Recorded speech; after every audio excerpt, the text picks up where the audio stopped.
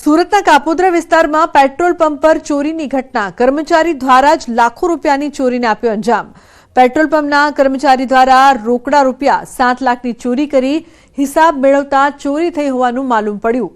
Petrol પંપના manager દ્વારા Kapodra police મથકે ફરિયાદ નોંધાવી। કાપોદ્રા પોલીસે આરોપી અનિરુદ્ધ પ્રતાપસિંહની ધરપકડ કરી। સમગ્ર ઘટના સીસીટીવી કેમેરામાં કેદ થઈ છે।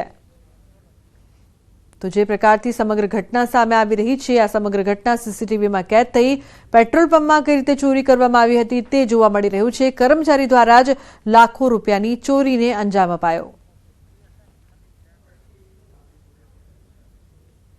તો બીજી તરફ ગીર સોમનાથ જિલ્લા કલેક્ટરે ગેરકાયદે ખનન કરતા માફિયાઓ સામે તવાઈ બોલાવી છે।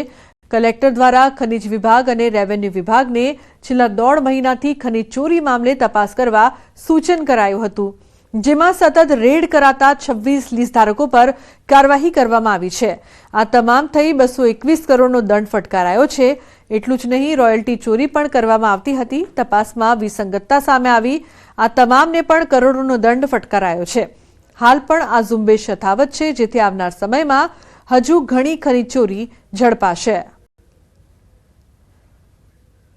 20 જગ્યાએ અમે રેડ કરી છે અને એમાં 221 કરોડ જેટલો અત્યારે ખનીજ ચોરી છે પકડાયેલ છે, જેની આગળની જે એની સુનાવણીની કાર્યવાહી છે અત્યારે મારી કક્ષાએ ચાલુમાં છે અને એમને પૂરતો હિયરિંગને કરી